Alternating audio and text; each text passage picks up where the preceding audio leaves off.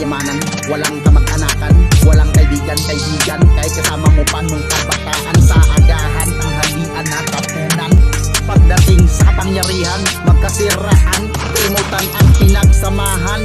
Manatili ka lang sa pwesto na matagal mo nang pinag-ingatan, kahit kapalit pa'y kamatayan. Pupunta ka lang sa simbahan ng Katoliko, akala mo relihiyoso at maginoo. Ang hindi alam ng mga tao, kukuha lang pala ng atensyon para sila iboboto. Ibaba nyo ang buwis, tayo lahat magkaisa, dahil masakit bilang ama na magutom ang kanyang pamilya. Paano nyo pa ialay ang inyong kaluluwa sa ating mahal na Panginoon, dahil hindi naman kayo lumilingon sa mga kasalanan nyo na matagal nagawa noon. Araw-araw, gabi-gabi nagyayabang sa kanyang mga kaibigan dahil sa kanyang kayamanan, pero galing naman yan sa taong bayan.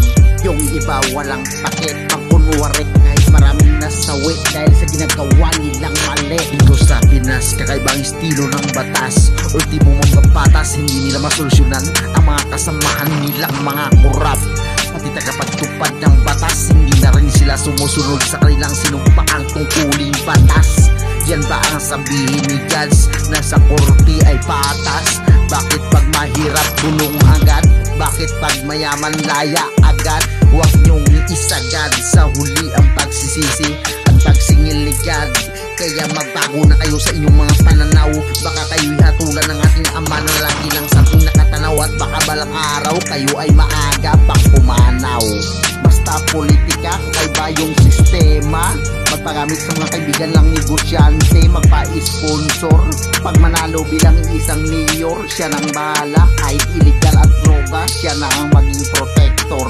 Pumasok ka sa politika, ang service mo hinuba, pero ngayon naka-Mercedes na, mayroon pang Tesla. Dating pusa, naging liyot at naging buaya sa panahon na to ngayon.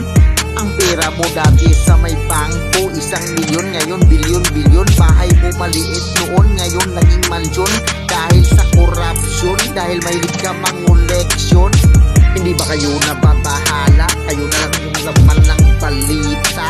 O di kaya kayo'y pakapalan na lang ng mga mukha? Hindi ba kayo sa asawa nyo naiiyak? Pinapakain yung mga bata galing sa masamang ginagawa? Pagdating sa kapangyarihan, walang kamag-anakan, walang kaibigan, kahit kasama mo pa nung kabataan, kasama sa agahan at tanghalian at hapunan. Pagdating sa kayamanan, magsisiraan, kalimutan yung pinagsamahan, tas manatili ka lang dyan sa pwesto mo na inuupuan, na puno ng kasalanan, na kayamanan na hindi mo man pinaghirapan, buti pinaghirapan ng mga taong bayan. Ibaba nyo ang buwis dahil tayo'y magkaisa, dahil masakit bilang isang padre di pamilya na magutom ang kanyang pamilya. Sa 30 kong edad, ang dami ko ng abilidad, pero wala pa rin ako may naipon kahit kunti lang na propiedad. Dahilan sa basihan, diploma sa batas, naging butas.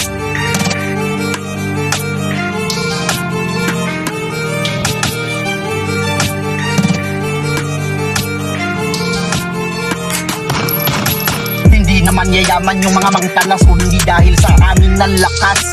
Dito sa Pinas, kaibang estilo ng batas, ultimo mambabatas, hindi na rin nila masolusyonan ang presyo ng bigas. Ultimo tagapagtupad ng batas, hindi na rin sila sumusunod sa kanilang sinumpahang batas. Yan ba ang sabihin ni Judge na sa korte ay patas? Bakit pag mahirap sinukulong agad? Bakit pag mayaman, bakit pinapalaya nyo agad? Ang bahay mo maliit noon, pero ngayon naging mansyon. Ang laman ng bangko mo dati 1 milyon, ngayon bilyon-bilyon. Dahil lang sa korupsyon, mahilig ka kasing mangoleksyon. Gabi-gabi, lagi ka nagyayabang sa mga kaibigan. Hindi ka ba nahihiya? Galing yan sa taong bayan.